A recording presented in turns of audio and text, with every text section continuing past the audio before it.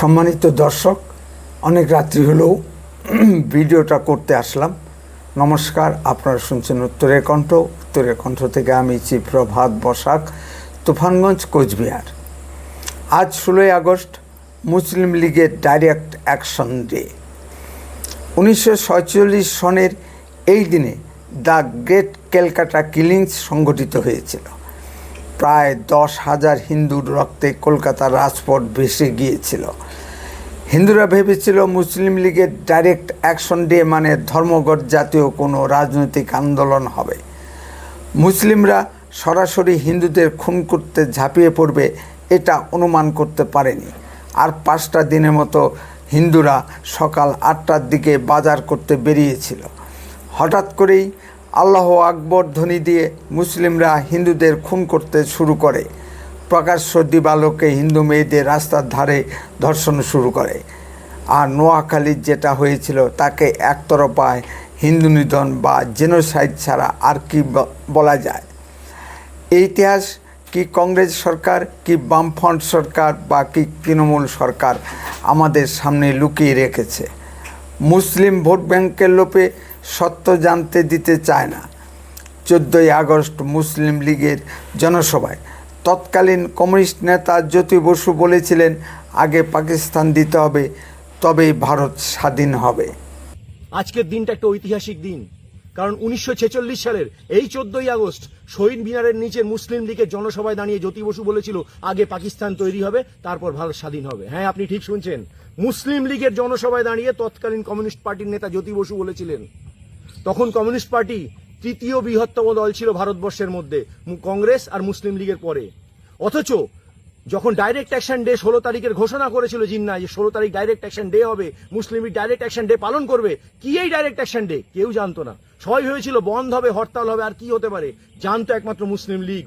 আর এই কাজের জন্য তাদের একটাই সংশয় ছিল। কিসের সংশয় জানেন? তারা কমিউনিস্ট পার্টিকে নিয়ে সংশয় ছিল। কারণ বিভিন্ন দেশে, সারা পৃথিবীর বিভিন্ন দেশে কমিউনিস্টদের আন্দোলনে, সশস্ত্র আন্দোলনের ইতিহাস রয়েছে। তাই তারা তাদেরকে নিয়ে সংশয় ছিল কমিউনিস্ট পার্টিকে তারা কিভাবে সামলাবে এই দিনে। আর আজকে এই 46 সালের 14 আগস্ট শহীদ মিনারের নিচে দাঁড়িয়ে কমিউনিস্ট পার্টির লিডাররা গিয়ে দাঁড়িয়ে বলে দিল যে তারা মুসলিম লীগের সঙ্গে রয়েছে, যার ফল 1946 সালের 16 আগস্ট ডাইরেক্ট অ্যাকশন ডে। সেই দিনে হাজার হাজার বাঙালি হিন্দু নরনারীকে হত্যা করা হয়েছিল, গণহত্যা করা হয়েছিল কলকাতার মধ্যে। কলকাতার রাস্তা রক্তে লাল হয়ে গেছিল। আর এই বাঙালি বাঙালি করা যারা আজকে কেরালায় বাঙালি হিন্দু খুন হলে তার বিরুদ্ধে কোনো সোচ্চার হন না, তার একটা শব্দ খরচ করেন না, সবাই ঘুমিয়ে পড়েন কমিউনিস্টরা। আর যখন অন্য রাজ্যে, বিজেপি শাসিত রাজ্যে যখন বাংলাদেশি সন্দেহে বা বাংলাদেশি মুসলমানদের যখন বিতাড়ন করা শুরু হয়, তখন কলকাতার রাস্তায় এরা আন্দোলন শুরু করেন, বাংলাদেশিরা নাকি বাঙালি। তো এদের দ্বিচারিতাগুলোকে চিনুন। এই সমস্ত কমিউনিস্টরা যারা RSS কে বলেন তারা নাকি ইংরেজের দালাল ছিল, অথচ নিজেরা চিরকাল ইংরেজের দালালি করে এসছে কমিউনিস্ট লিডাররা। সেই কমিউনিস্ট লিডাররা যে বাঙালি বাঙালি করে, যারা বাঙালি আজকের দিনে মাতিয়ে তুলেছে, বাঙালি, বাংলা বাঁচাও, যারা কোনো সংস্কৃতিকে ভারতবর্ষের কোনো দিন সম্মান করেনি, যারা ভারতীয় আজ পর্যন্ত হতে পারেনি, ভারতের কমিউনিস্ট পার্টি হয়ে রয়েছে, ভারতীয় কোনোদিন হতে পারেনি, তাদের আজকে চিনে নেওয়ার দিন। এই মানুষগুলোকে চিনে রাখুন। তার কারণ এরা হচ্ছে আমাদের বাঙালির আগামী প্রজন্মের শত্রু। এরা বাঙালির গণহত্যার দায় এদেরকে নিতে হবে। এরা কোনোভাবে সেই দায় এড়াতে পারে না। কারণ মুসলিম লীগের সঙ্গে দাঁড়িয়ে বাংলা ভাগ নয়, ভারতবর্ষের ভাগ চেয়েছিল এরা। সেই সঙ্গেই বাঙালির গণহত্যা সংগঠিত করতে মুসলিম লীগকে সর্বতভাবে সাহায্য করেছিল। 16 আগস্ট মুসলিম লীগের ডাইরেক্ট অ্যাকশন দিতে হিন্দু হত্যার স্মরণে শ্রী শুভেন্দু অধিকারীর নেতৃত্বে কলকাতায় মিছিল হয়েছে। আসুন দেখে আসি।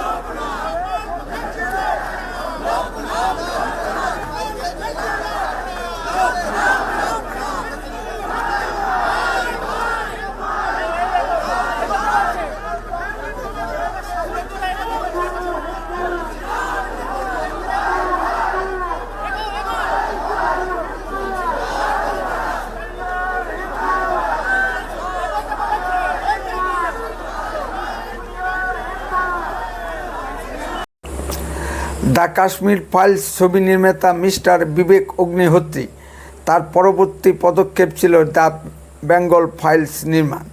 আজকের দিনে এই ছবি ট্রেলার দেখানোর কথা ছিল, এই জন্য তিনি একটি মাল্টিপ্লেক্স ভাড়া নিয়েছিলেন। সেই মতো আজ সকালে তিনি কলকাতায় চলে আসেন। কলকাতায় এসে তিনি জানতে পারেন ওই মাল্টিপ্লেক্সের তরফ থেকে তার কন্ট্রাক্ট বাতিল করা হয়েছে রাজনৈতিক চাপের কারণে। কোন রাজনৈতিক দল মাল্টিপ্লেক্স কর্তৃপক্ষকে অলিখিত নির্দেশ দিয়েছিল ছবিটি না দেখানোর জন্য আমাদের বুঝতে অসুবিধা হবার কথা নয়। সেই রাজনৈতিক দলটি তৃণমূল ছাড়া আর কে হতে পারে? মমতা ব্যানার্জি মুসলিম তোষণের জন্য এই কাজটি করেছেন। তিনি পশ্চিমবঙ্গকে পশ্চিম বাংলাদেশ বানাতে চান। ডাইরেক্ট অ্যাকশন ডে কি মমতা ব্যানার্জির তৃণমূল কংগ্রেস করেছে না মুসলিম লীগ করেছে? তাহলে মমতা ব্যানার্জি বা তৃণমূল কংগ্রেসে এত ভয় কেন? মমতা ব্যানার্জি কি ইতিহাস মুছে দিতে চান? মমতা ব্যানার্জি এই ছবি নিয়ে যত বিতর্ক করবেন তত ছবিটির দর্শক সংখ্যা বেশি হবে। পরিচালক বিবেক অগ্নিহোত্রীও ছাড়ার পাত্র নন। তিনি প্রতিজ্ঞা নিয়েছেন এই কলকাতাতেই দ্য বেঙ্গল ফাইলস ছবির ট্রেলার উদ্বোধন করবেন। তার জন্য যা যা করার তিনি করবেন। শ্রী বিবেক অগ্নিহোত্রী ঠিক কী বলেছেন আমরা একটু শুনে আসি। जैसा आप जानते हैं, हमने डिसाइड किया था कि चाहे कुछ भी हो जाए, द बंगाल फाइल्स का ट्रेलर हम कोलकाता में लॉन्च करेंगे, क्योंकि ये फिल्म डायरेक्ट एक्शन डे पर बेस्ड है और कल 16 अगस्त है और इससे ज़्यादा उपयुक्त कोई और जगह हो नहीं सकती है।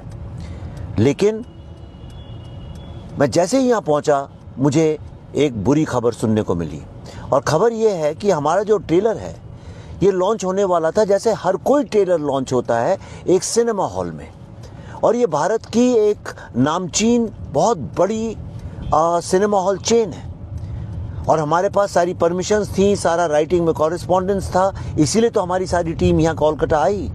लेकिन यहाँ पहुँचते ही साथ मुझे अभी पता चला है कि उस कार्यक्रम को रद्द कर दिया गया है, और वो इसलिए कैंसिल किया गया है, उसकी एक्सक्यूज़ ये दी गई है, जो कि राइटिंग में नहीं अनऑफिशियली दी जा रही है, कि उनके ऊपर बहुत सारा पॉलिटिकल प्रेशर है और वो किसी भी तरह का पॉलिटिकल टर्मोइल नहीं चाहते हैं, और चूंकि वो यहाँ पे सरवाइव कर सकें इसलिए उनके लिए सही नहीं होगा। मैं उनकी मजबूरी समझता हूँ। कोई भी बिजनेस हाउस क्यों ऐसा काम करेगा जिसके कारण उसको पॉलिटिकली आगे चल के बहुत मुसीबत हो? लेकिन सवाल ये नहीं है, सवाल ये है कि कौन है वो लोग, कौन सा है वो पॉलिटिकल प्रेशर, कौन सी है वो पॉलिटिकल पार्टी जो हमारी आवाज़ को सप्रेस करना चाहती है, और क्यों करना चाहती है? जो फिल्म अभी किसी ने देखी नहीं है, जिस फिल्म को सेंसर का सर्टिफिकेट मिल चुका है, उस फिल्म को लोग कैंसिल क्यों करना चाहते हैं? पहले हमारे ऊपर इतनी सारी FIR लॉन्च की गई, जब हमने यह सारा कार्यक्रम किया, इतना खर्चा किया, सारी व्यवस्था की, हम यहाँ पहुँचे तो अब हमें पता चल रहा है कि उस थिएटर में हम लोग अपनी फिल्म नहीं दिखा सकते हैं, फिल्म का ट्रेलर नहीं दिखा सकते हैं। This is very sad, it's a very sad commentary on our democracy. क्या भारत में 2 कॉन्स्टिट्यूशन चलते हैं, एक भारत का और एक यहाँ बंगाल का? लेकिन मैं भी हारने वालों में से नहीं हूँ दोस्तों। हमने ठान लिए तो ठान लिए, अब जो भी करना पड़े, कैसे करना पड़े, आई लेट यू नो।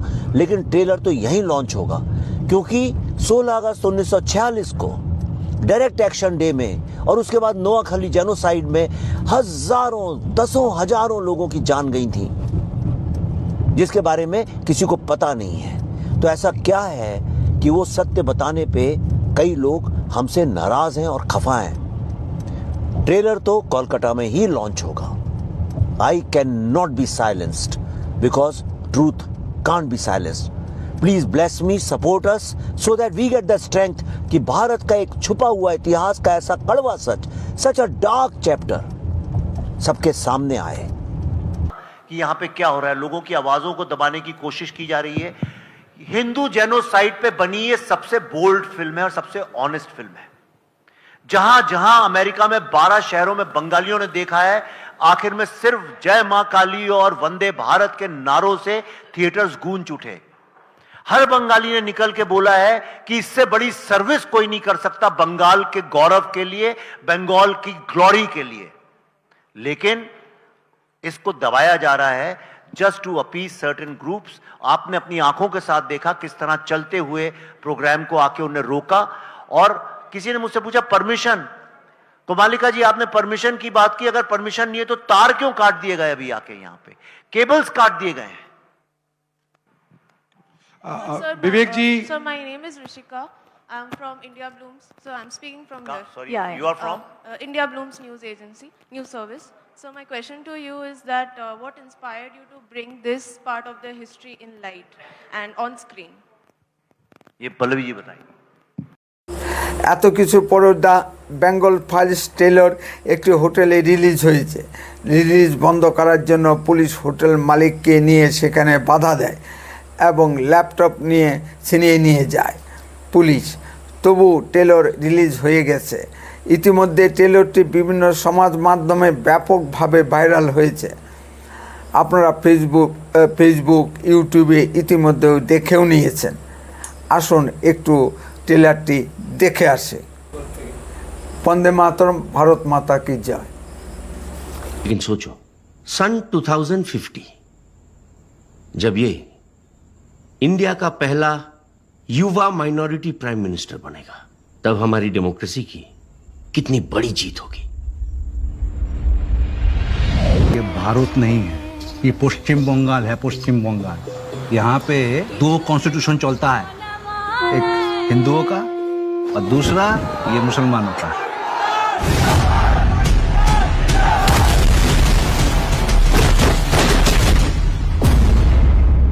जिन्ना मेरे भाई, भारत का मुसलमान तो कन्वर्ट है, पहले तो सब हिंदू ही थे ना। हमारा डीएनए एक है। नो मिस्टर गांधी, हिंदू मुस्लिम एक नहीं है। आप वेदों को मानते हैं, हम कुरान को मानते हैं, आप लाखों भगवान को मानते हैं, हम सिर्फ अल्लाह को मानते हैं। पाकिस्तान से बिल नहीं भरा तो जिन लोगों को नहीं चाहिए, इसे डायरेक्ट एक्शन डे मना रहा है। भारत हिंदुओं का राष्ट्र है और इस युद्ध में हिंदू हार रहे हैं। जीत कौन रहा है? जिन्ना, क्योंकि हम सब नशे में चूर हैं और इस नशे का नाम है गांधी की अहिंसा। पाकिस्तान जिंदाबाद।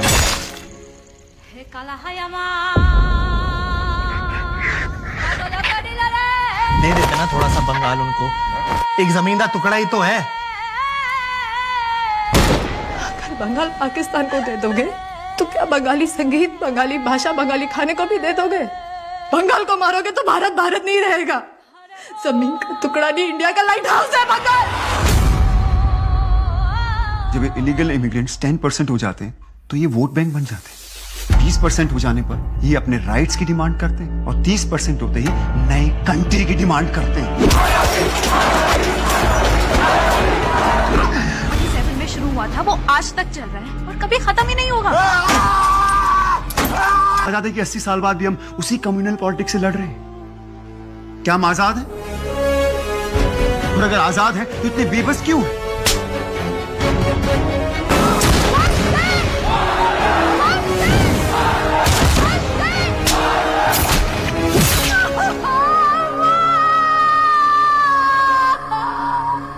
ये पार्टीशन आज खत्म नहीं, शुरू हुआ है।